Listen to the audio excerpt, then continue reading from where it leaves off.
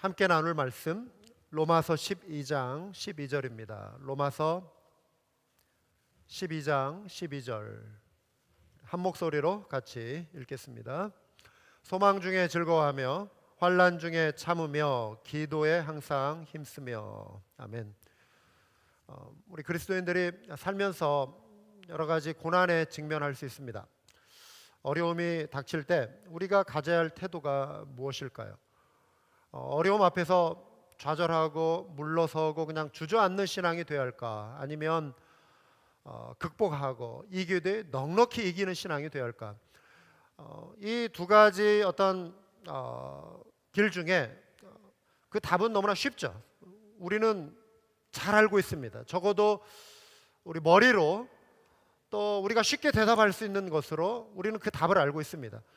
당연히 이기는 신앙이 되어야 하겠죠 라고 대답을 할 수 있겠지만 어떻습니까? 여러분, 막상 여러분이 실제 어떤 삶의 고난에 닥치면 이것을 이기는 신앙이 정말 실제로 이루어지고 있는가? 우리 현실에서 우리는 우리가 알고 있는 답과 정반대의 선택을 하는 경우들이 많이 있습니다. 그런데 우리가 성경을 가만히 보면은 성경은 우리에게 따뜻한 어떤 위로와 격려의 말씀을 주는 것도 많이 있지만 동시에 예수님을 믿는 순간 당할 수 있는 여러 가지 고난에 대해서도 많이 언급하고 있습니다. 성경은 결코 예수님 믿으면 어려움이 사라진다, 모든 장애물이 다 없어진다 이렇게 말씀하고 있지 않습니다. 오히려 예수님 때문에 당하는 어려움을 예고하고 있고 그렇기 때문에 그 어려움에 대해서 어떻게 반응해야 하는지에 대한 말씀을 우리에게 많이 강조해주고 있습니다. 예를 들어서 로마서 8장 35절 이하의 말씀을 보시면은요, 이런 내용이 있죠. 누가 우리를 그리스도의 사랑에서 끊으리요? 환난이나 곤고나 박해나 기근이나 적신이나 위험이나 칼이랴.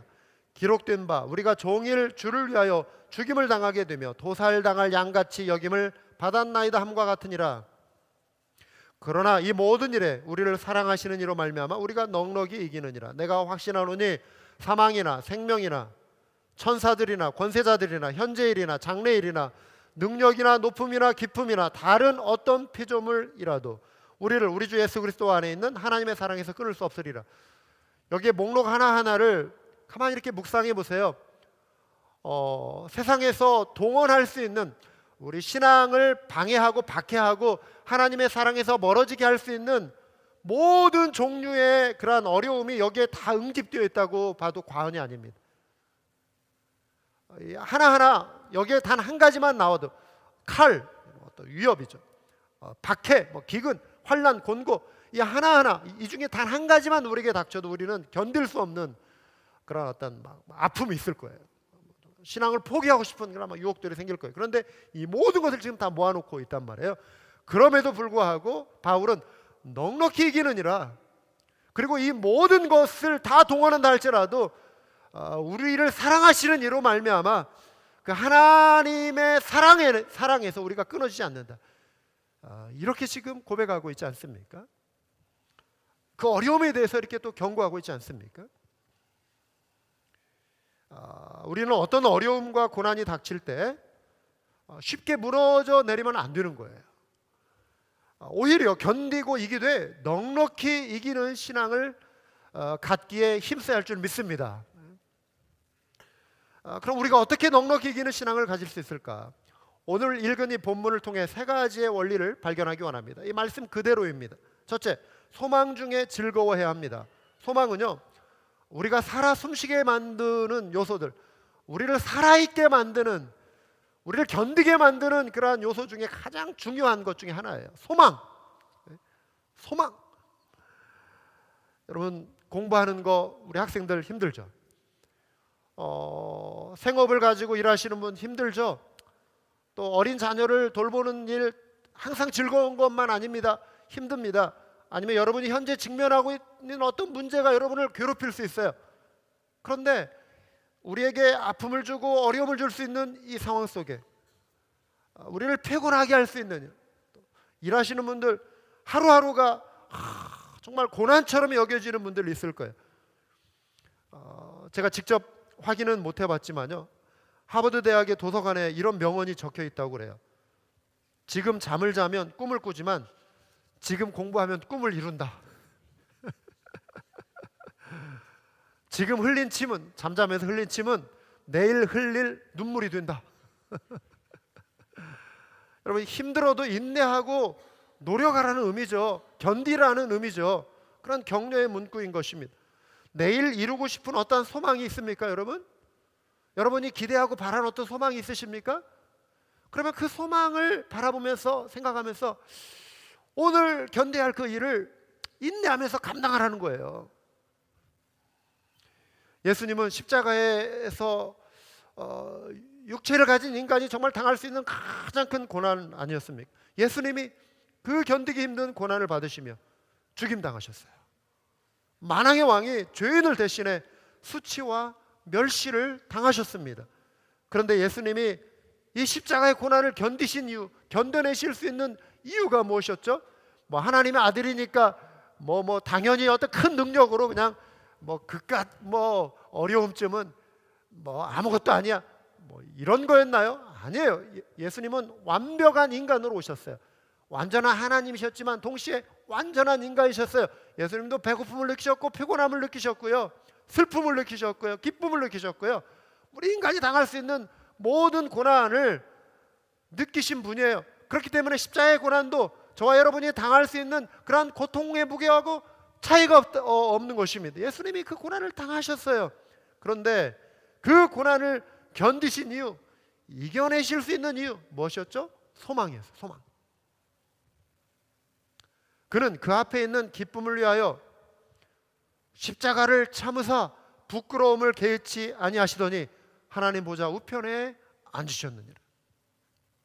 예수님이 기대하신, 소망하신 저 앞에 있는 그 기쁨을 위해서 견디셨다. 사도 바울은 달려갈 길을 마친 후에 자기를 위해 예비된 면류관을 소망했습니다. 사랑하는 여러분, 우리는 하나님이 우리에게 예비하신 천국의 상을 기대할 줄 믿습니다. 천국의 상급을 바라봐야 돼요. 소망해야 돼요. 면류관을 기대하며 이 땅의 어려움을 견뎌내야 하는 것입니다. 바울이 이렇게 의연하게 대비하며 말하지 않습니까? 이제후로는 나를 위하여 의의 면류관이 예비되었으므로 주 곧 의로우신 재판장이 그날에 내게 주실 것이며, 내게만 아니라 사도 바울뿐만 아니라 저와 여러분, 주의 나타나심을 사모하는 저와 여러분 모든 자에게도니라. 성경은 소망에 관하여 이렇게 말씀하죠. 우리가 소망으로 구원을 얻었음에 보이는 소망이 소망이 아니니 보는 것을 누가 바라리요? 만일 우리가 보지 못하는 것을 바라면 참음으로 기다릴지니라. 그리스도인의 삶은요, 이 땅에 눈에 보이는 어떤 땅의 영광을 바라보며 사는 그런 존재가 아닙니다. 오히려 보이지 않는 하나님의 나라, 하늘의 상을 바라보고 달려가는 존재예요. 이 땅에서 주어진 사명을 순종함으로 달려가는 사람들입니다. 소망하는 것이 우리의 눈에 분명한 믿음으로 자리 잡을 때 우리 마음에 즐거움이 찾아오기 시작해요. 소망이 실제가 될 때, 소망이 능력으로 우리 속에 역사하는 줄 믿으시기 바랍니다. 즐거움을 우리에게 주는 것입니다. 이것이 바로 영적인 능력이에요. 잠언 29장 28절에 묵시가 없으면 백성이 방자히 행하거니와 율법을 지키는 자는 복이 있느니라 말씀합니다. 묵시는 꿈입니다. 묵시는 소망입니다. 묵시는 비전입니다. 삶의 소망이라고 하는 거예요. 묵시를 잃어버리면, 즉 꿈을 잃어버리면, 비전을 잃어버리면, 소망을 잃어버리면 백성이 방자히 행한다. 자기를 이렇게 붙들어주고 있는, 절제할 수 있는 힘, 이거를 끌어버린다. 그래서 그냥 자기가 튀고 싶은 대로, 자기가 달려가고 싶은 대로, 자기의 어떤 육체의 소욕이 이끄는 대로 그냥 풀어진 상태로 달려가 버린다. 방향 없이 뛰쳐나가 버린다 이거예요. 묵시가 없으면 백성이 그렇게 살아간다 이거예요. 율법을 지키는 자, 묵시 가운데, 비전 가운데 하나님의 말씀으로 자기를 두르고 있는 자는 복이 있다 말씀하고 있어요. 지난주에 교회 12인승 밴, 지지난주에 이 밴을 밴을 폐차장에 보냈습니다. 우리 이지의 사역을 위해서 월드 릴리프에서 오래전에 기증해준 차량이었습니다. 많이 낡아서 오랫동안 세워뒀는데 이 동네 우리 청소년들 가운데 몇이 이렇게 어느 순간부터 손이 타더라고요. 하루는 벽돌로 그냥 그 차량을 부셔가지고 그 안에 들어갔다 나오고 이렇게 하는 것 같아요. 이걸 빨리 이제 처리해야겠다 하고 있는데 시간이 조금 지체됐습니다. 그 사이에 보니까 아이들이 이렇게 많이 한 뭐 두세 명인 것 같은데 오고 가요. 그리고 이제 감시 카메라도 이 녀석들이 다 그냥 떼가지고 자기들 찍지 못하게 그것도 부셔놓고 그런 상태였습니다. 그래서 이제 차를 결국 견인하게 됐는데 폐차장에 보내는데 이 견인 차량을 끌고 온 분이 그렇게 말을 하는 거예요. 그 차 안에 이렇게 피우다만 이 마라 하나, with 이거를 with 이 가루를 이렇게 저에게 이렇게 보여주는 거예요. 그러면서 하는 말이 참 요즘 부모들 가운데 참 자기 자식들에 대해서 참 신경 안 쓰는 사람, 제대로 돌보려고 하지 않고 뭘 하든 상관하지 않는 그런 부모들이 많은 것 같다라는 그런 이야기를 이분이 이렇게 하는 것이었습니다. 여러분, 우리 이 자리 부모님들 많이 계신데 우리는 가정에서 자녀들을 향해서 또 여러분 가정을 향하여 소망을 품어야 돼요. 소망을 가지고 있어야 돼요. 할렐루야. 비전이 있어야 하는 것입니다. 자녀 교육에서 가장 중요한 것 중에 하나는 자녀들이 소망을 갖게 해주는 거예요. 자녀들이 꿈을 갖게 해주는 거예요. 부모가 자녀에게 대해서 그러려면 먼저 자녀에 대한 소망이 있어야 돼요. 부모가 자녀를 포기하면 누가 자녀에게 소망을 갖겠어요? 안 그래요? 부모가 자녀에게 비전을 품어야 돼요. 소망을 가져야 하는 것입니다. 그러면 그 소망과 꿈이 부모에게 기도 제목이 되는 거예요. 하나님의 도우심을 구하고 하나님의 지혜로 자녀를 양육하고자 하는 그 열망을 갖게 되는 것입니다.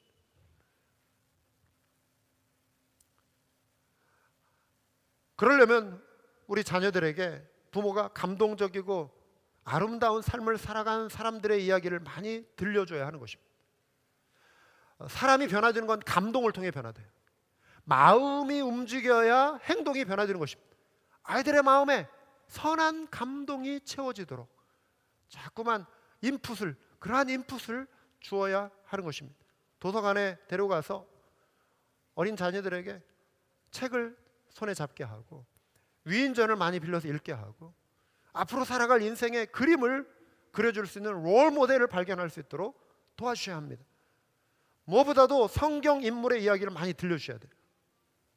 성경 이야기, 성경 속에 하나님 앞에 쓰임받은 사람들의 이야기, 하나님 앞에서 그들이 어떻게 살았는지, 왜 거룩한 삶을 사는 것이 중요한지, 이 시대의 거친 파도 물결 속에 자녀들이 거룩하고 흠없이 살아가는 것이 왜 중요한지. 여러분, 제 아내가 일하는 병원에 이렇게 보면 20대 초반에 이 청년들이 한참 힘쓰고 한참 밝게 그냥 꿈을 펼쳐나갈 그 청년들이 마약에 중독돼가지고 인생이 이미 그냥 망가져버리고 막 병에 그냥 질병이 찾아와가지고 에이즈에 그냥 감염돼가지고 20대 30대 제대로 인생을 살기도 전에 말이죠, 이미 망가져버린 끝장나버린 인생들이 종종 이렇게 찾아와요. 침대에 누워있는, 소망이 없고 더 있는, 꿈을 잃어버린 그런 청년들이 많이 있는. 청소년 시기에 꿈을 품고 내가 무엇을 위해 살아야 할지에 대한 인생의 분명한 비전이 있다면 자신들의 그 억제력, 통제력을 벗어던지지 않는다고 하는 거예요. 그 교육이 어디서부터 시작되어야 하느냐? 가정에서부터 시작되는 거예요. 아멘? 가까이에 있는 사람들, 가정의 어떤 편부모나 가정에 어떤 어려움이 있다면 적어도 교회에서도 이 아이들을 붙잡아주고 그 주변에 단 한 사람이라도 책임 있는 관계를 엮어주면 일주일에 한 번이라도.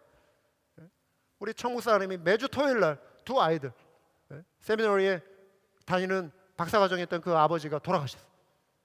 엄마가 힘겹게 우리 두 아이들을 키우는데 바쁘고 힘들게 살아가니까 아이들을 돌보는 데 없고 아버지가 부재한 상태에서 할아버지 뻘 되자 나이는 매주 토요일 날 만나주는 거야, 아이들을. 사랑으로 케어하고 돌봐주고 시간을 같이 보내주고, 옆에 이런 한 사람만 있어도 아이들이 벗어나지 않습니다. 나를 정말 사랑해주고 케어해주는 그 한 사람.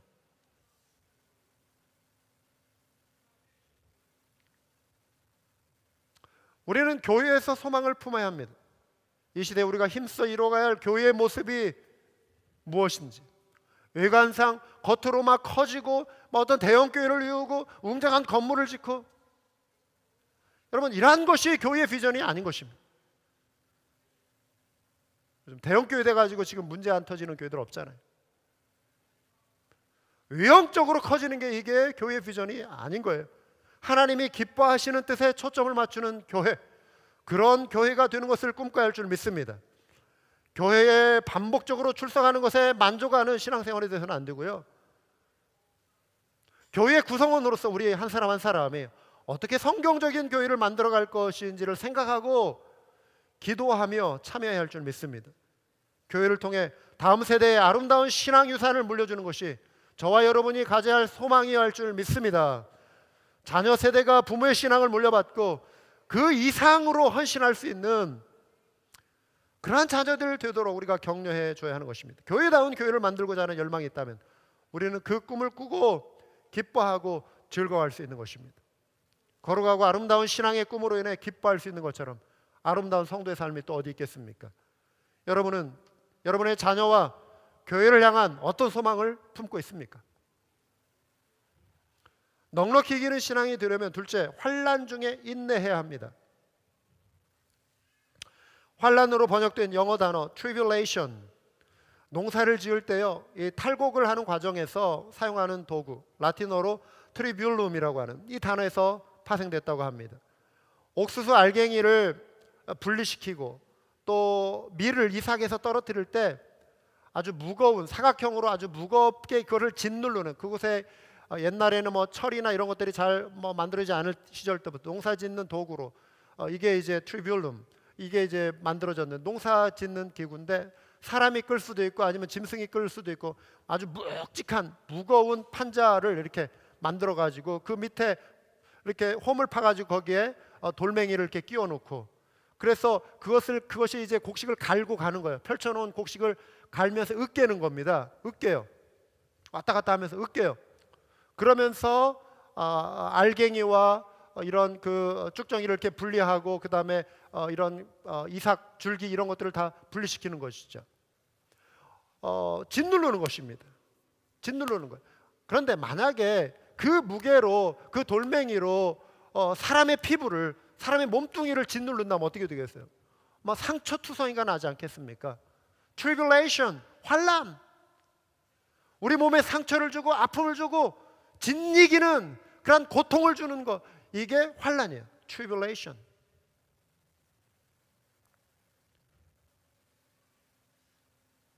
그런데 바울이 이러한 환난 중에도 인내하라, 견디라 이렇게 권면하고 있는 것입니다. 직접적인 신앙의 박해를 이 서구 사회는, 지금 이 시대에, 적어도 이 세대의 서구 사회는 직접적인 신앙의 박해를 경험하지 못했죠. 저와 여러분도 마찬가지입니다. 예수님 믿는 이유 때문에 그런 트리블레이션을 경험한 분들이 이 자리에 있습니까? 거의 없을 거예요.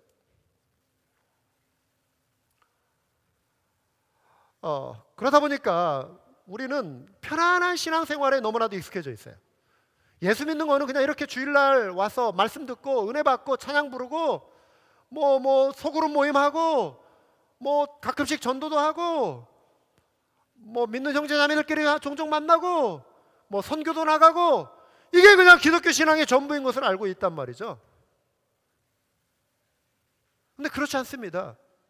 기독교 신앙의 본질 가운데는 핍박의 요소가 지난 2000년 역사 속에 항상 맞물려 왔어요.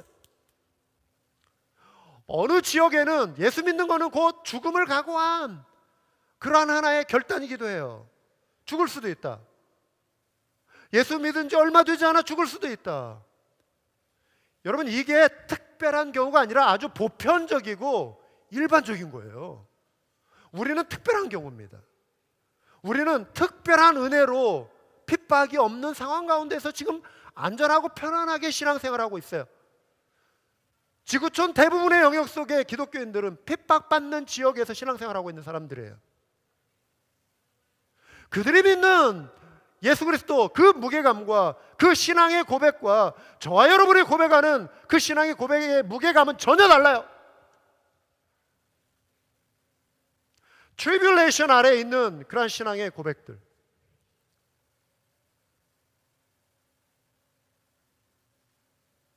성경을 자세히 보면 초대교회부터 이 기독교 신앙은 환난과 짝을 이루고 있었습니다. 요한복음 16장 33절에서 제자들에게 예수님이 하신 말씀이 세상에서 너희가 환난을 당할 것이다. 사도 바울은 디모데후서 3장 12절에서 무릇 경건하게 살고자 하는 자는 핍박을 받을 것이다. 야고보서 1장 1절에서 인사말을 마치자마자 야고보가 바로 긴급하게 긴박하게 어떤 위로나 격려나 평범한 어떤 인사말로 시작하는 것이 아니라 바로 인사말 1절 딱 마치자마자 바로 시작하는 것이, 언급하는 것이 뭔지 아세요? 환난에 대한 문제, 시련에 대한 문제. 얼마나 긴박했으면 야고보가 의식하고 있는 그 수신자들, 이 편지를 받아보는 사람들이 지금 어떤 환경에 있는지 얼마나 다급했으면 바로 인사말 하자마자 시련에 대해서 언급하고 있어요. 내 형제들아, 너희가 여러 가지 시험을 당하거든 온전히 기쁘게 여기라. 이는 너희 믿음의 시련이 인내를 만들어내는 줄 너희가 알미라. 인내를 온전히 이루라. 이는 너희로 온전하고 구비하여 조금도 부족함이 없게 하려 함이라. 핍박으로 인해 지금 물러서는 사람들이 있었던 것 같아요. 핍박과 어떤 환난으로 인해 지금 불평하는 사람들이 있었던 것 같아요. 핍박과 환난으로 인해 예수님 믿는 것을 포기하려고 하는 사람들이 있었던 것 같아요. 원망하는 사람들이 있었던 것 같아요. 여러분, 이 시대의 기독교 신앙이 나 중심적인 신앙으로 점점 변질되고 있습니다. 조엘 오스틴과 같은 휴스턴에 있는 그분은 예수 믿으면 잘 된다고 이거를 너무 강조해요. 예수 믿으면 그냥 무조건 잘 돼야 돼요. 그게 정상적인 믿음이라고 말해요. 그래서 책도 써요. 잘 되는 나.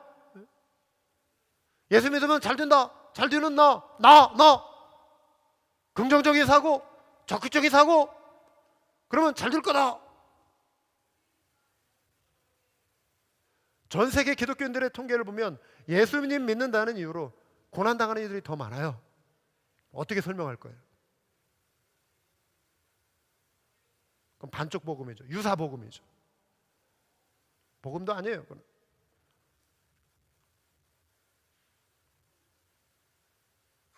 예수 믿으면 만사형통. 우리는 그걸 소망하죠. 고난을 일부러 즐길 사람이 어디 있겠어요? 안 그래요? 고난 앞에 기도하지 않을 사람이 어디 있겠어요? 안 그래요? 이왕이면 잘 형통하기를 다 원하죠. 안 그래요? 만사형통하기를 다 소망하죠. 이 소망 자체는 잘못된 거 아니에요, 여러분. 그 자체가 잘못된 거 아니에요. 그런데 현실은 만사형통이 아니라고 하는 것입니다.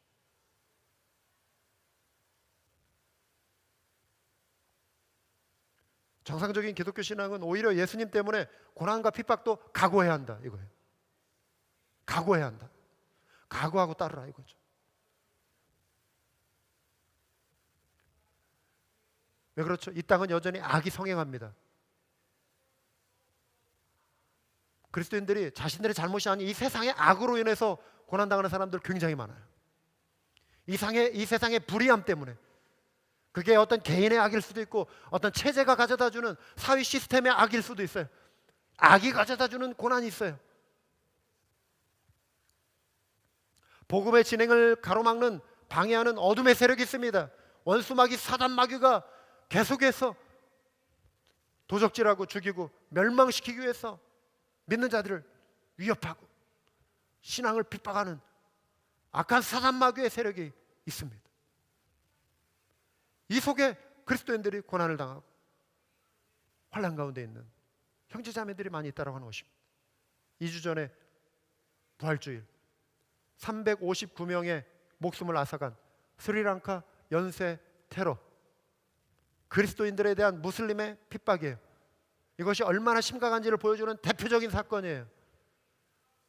크리스천 포스트에 따르면 스리랑카 시온교회 주일학교 어린이들 중에요, 주일학교 어린이들 절반 이상이 그날 희생을 당했습니다.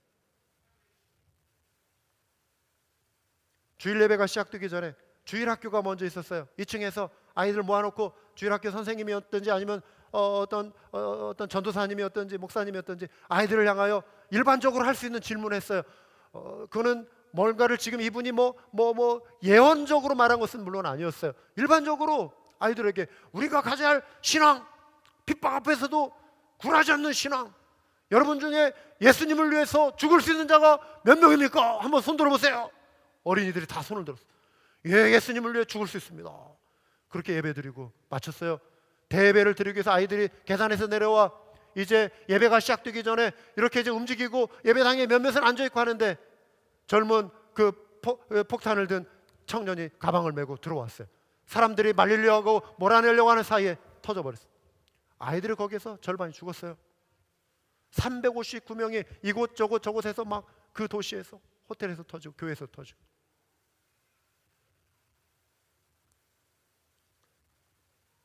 어느 국가든 무슬림화, 이슬람화 되어가는 과정이 일어나는 네 가지 현상이 있습니다. 과정이 있습니다. 첫째, 다산. 출산율이 높아져요. 무슬림들은 아이들을 많이 낳습니다.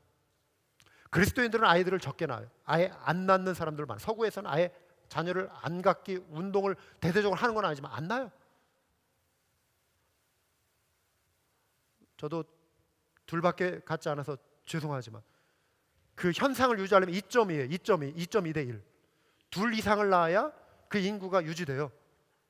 그래서 셋 이상 낳으시는 분들에게 경의를 표합니다. 존경합니다, 여러분. 애국자들이세요, 애국자들. 훌륭하신 거예요, 훌륭하신 거. 진짜. 당시에는 몰랐어요. 애 둘 낳고 막 둘이면 충분하다 생각했는데 목욕탕에서 어떤 할아버지가 애 둘밖에 없냐고 아들 둘 데리고 오니까 얘 둘밖에 없어요. 그러니까 막 핀잔하시더라고. 왜 둘만 낳냐고. 그때는 왜 할아버지가 뭐 제 사정 알아요? 뭐 이런 마음이었지만 지금은 그 의미를 알겠어요. 국가가 잘 되려면 애를 많이 낳아야 한다. 예? 무슬림들은 애를 많이 낳아요. 그리스도인들은 애를 안 낳아요. 더 잘 살게 되면 잘 살게 될수록 안 낳아요. 딩크, 한국도 딩크, 더블 인컴, no kids.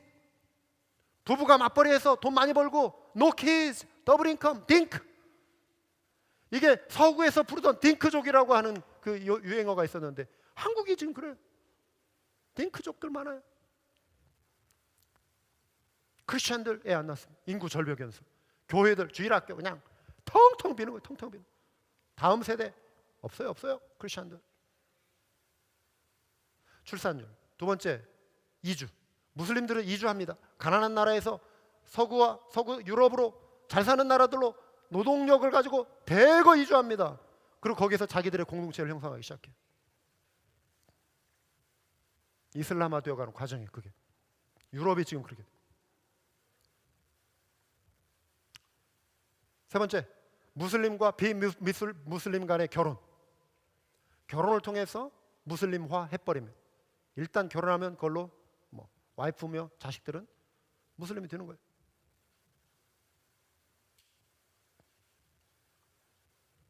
나 다니던 교회 다니겠다고 하면은 핍박하겠죠. 남편이 핍박하는 거예요. 넷째, 조직화된 폭력입니다. 이게 무서운 거예요. 조직화된 폭력. 어느 시점부터 폭력이 일어나기 시작해요. 조직화된 폭력, 테러. 이게 그런 과정들이에요.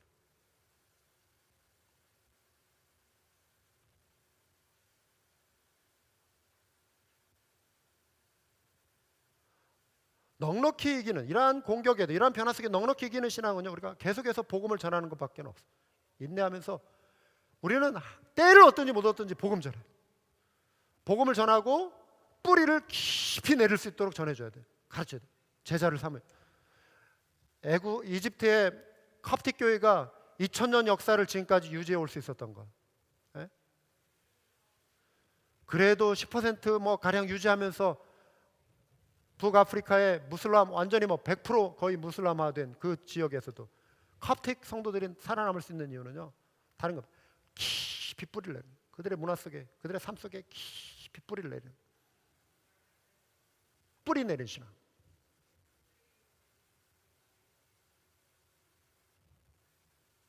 이 자리에 있는 우리에게 핍박과 관련해서 신체적인 위협이나 죽음의 위험을 느낀 분들은 거의 없을 거예요. 그러나 하지만 예수님을 올바로 믿는 신앙이라면 우리가 삶에서 적어도 정직함과 진실함을, 거룩함을 실천하려고 하는 거예요. 이렇게 살아가려고 하는데 함께 일하는 직장 동료나 그리고 주변의 삶의 분위기가 그렇게 사는 것을 방해할 수 있습니다. 정직하게 살다 보면 손해본다는 인식 때문에 거짓을 당연한 것으로 여긴다면 이미 그것은 패배한 신앙이 되는 것이죠. 삶 속에서 말씀을 순종하려다 보니 부딪히는 현실적인 어려움이 있다면 이 순간이 바로 하나님의 말씀을 제대로 따라볼 수 있는 순간임을 알고 인내와 믿음으로 견뎌가는 넉넉히 이기는 신앙 되시길 주님의 이름으로 축원합니다. 세 번째로 넉넉히 이기는 신앙을 갖기 위해서는요, 기도에 항상 힘써야 돼요. 힘쓰라는 말은요, 뭔가에 대해 강하라, 견고하라, 흔들리지 말라 이런 의미입니다. 힘쓰라. 우리의 성도로서 신앙 실천 중에 가장 꾸준하고 지속적이며 기본적인 활동이 되어야 할 것, 가장 꾸준하고 가장 기본적인 활동이 되어야 할 것, 뭐죠? 기도 생활입니다. 기도 생활이에요. 데살로니가전서 5장 17절, 쉬지 말고 기도하라. 기도를 쉬지 말라 말씀했습니다. 초대교회 성도들은 예수님이 승천하신 후에 함께 모여 기도하기를 힘썼다. 계속해서 이들이 기도했습니다. 개인적인 골방 기도도 중요하지만 교회가 함께 모여 기도하는 중보기도, 연합기도, 이 모임도 중요합니다. 우리 개인의 삶 속에 왜 기도가 약해지는가? 여러 가지 이유가 있겠죠. 그 중에 하나는 하나님보다 어느 순간 내 자신의 능력을 더 의지하는 것입니다. 내 자신의 지혜와 내 자신의 힘과 내 자신의 경험, 하나님 없이도 살 수 있을 것 같은 그런 느낌이죠. 하나님의 능력을 의지하기보다는 내 능력을 의지하는 순간 기도는 약해집니다. 또 기도하는 것보다도 내가 노력해서 얻는 것이 더 빠른 것 같고, 얻지 못하면 어쩔 수 없지,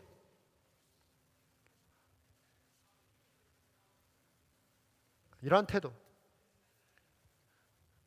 기도에도 응답이 더딜 때 낙심이 찾아오죠. 그러면 또 기도를 포기해버립니다. 예수님은 그런데요, 누가복음 18장 1절에서 항상 기도하고 낙심치 말라 말씀하셨습니다. 낙심치 말라, 항상 기도하라. 여러분, 우리에게 낙심이 찾아오는 것을 경계해야 합니다. 그런데요, 낙심을 이기는 것, 낙심 때문에 기도를 쉴 수 있지만 또 역설적으로 낙심을 이길 수 있게 만들어주는 것이 기도예요. 사단은 믿음의 사람들을 무너뜨리기 위해서 공격합니다. 그래서 우리더러 사도 바울이 믿는 자들에게 전신갑주, 이런 갑옷을 입으라, 옛날에 어떤 전투할 때 사람들이 무장하는 그런 것이죠. 그걸 비유로 들어서 표현합니다. 에베소서 6장에 끝으로 너희가 주 안에서와 그의 힘의 능력으로 강건해지고 마귀의 관계를 등이 대적하기 위하여 하나님의 전신갑주를 입으라. 그래서 전신갑주를 보면은 진리의 허리띠를 띠고 의의 어떤 호심경, 또 평안의 신발, 믿음의 방패, 구원의 투구, 성령의 검, 하나님의 말씀으로 무장하라, 이렇게 권면하죠. 다 필요합니다. 그런데 사도 바울이 마지막으로 권하는 것이 있습니다. 이것도 전신갑주예요. 뭐죠? 기도예요. 기도. 모든 기도와 간구를 하되 항상 성령 안에서 기도하고 이를 위하여 깨어 구하기를 항상 힘쓰며 여러 성도들을 위하여 구하라. 또 나를 위하여 구할 것은 내게 말씀을 주사 나로 입을 열어 복음의 비밀을 담대히 알리게 하옵소서 할 것이니. 기도를 강조하고 있습니다. 하나님의 은혜를 경험하고 하나님의 기적을 경험하고 기적을 수행했던 그 바울조차도 철저히 하나님의 능력, 기도의 능력을 의지하고 있는 모습을 보십시오. 예수님도 마찬가지고. 성경은요, 이미 우리가 이 세상의 어떤 유혹이나 핍박이나 어떤 환난이나 그리고 사단의 공격에도 능히 맞설 수 있는, 넉넉히 이길 수 있는 무기와 승리의 비결을 주셨습니다. 그런데 우리가 무너지는 이유는 이 무기로 무장하지 않기 때문에 그래요. 이 무기를 사용하지 않기 때문에 그래요. 이 무기를 벗어내버리기 때문에 그래요.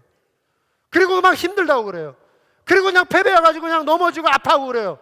하나님이 이길 수 있는 능력을 이미 주셨는데 그 무기를 사용하지 않고 그 무기로 보호하지 않고 그냥 얻어맞고 그냥 얻어터지고 그래서 그냥 힘들다고 말하고 무장을 하는 것입니다. 공격이 있기 때문에 무장하고 살라는 것입니다. 넉넉히 이기기 위해서 무장을 하는 것입니다.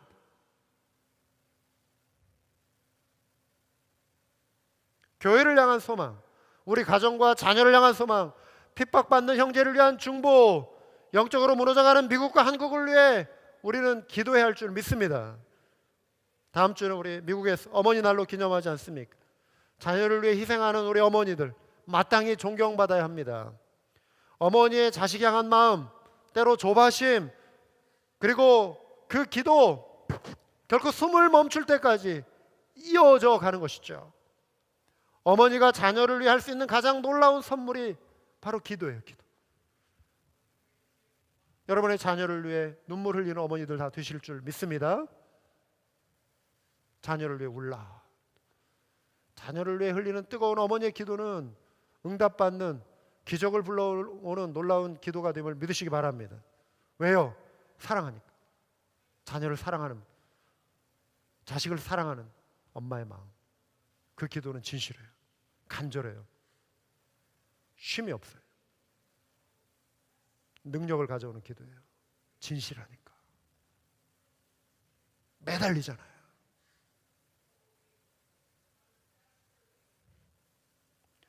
우리 매일 새벽기도, 또 수요일날, 넷째 주 수요일날 만나 연합으로 드리는 그 기도, 기도의 자리를 사모하시기 바랍니다. 기도의 영적인 성숙의 수준, 충만함의 온도는 다름 아닌 기도의 열기. 우리 한마음교회가 얼마나 기도의 열기로 뜨거운가. 그 교회의 영적인 수준이에요.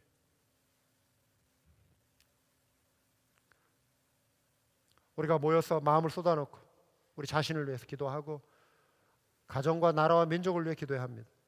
기도하는 순간 사단은 두려워 떨게 될 것입니다. 어려움과 고난 앞에 물러서거나 낙심하지 마시고요. 넉넉히 이기는 신앙이 되시기 바라요. 그러려면 기도에 힘쓰셔야 합니다. 기도할 때 우리는 복음에 대한 열정이 살아나고 영혼권의 역사가 힘있게 확장될 줄 믿습니다. 사랑하는 여러분, 소망 중에 즐거워합시다. 환난 중에 인내합시다. 그리고 기도에 항상 힘쓰십시다. 이로써 넉넉히 이기는 믿음의 일꾼들이 다 되시기를 주님의 이름으로 축원합니다. 아멘. 우리 한번 기도하시겠습니다.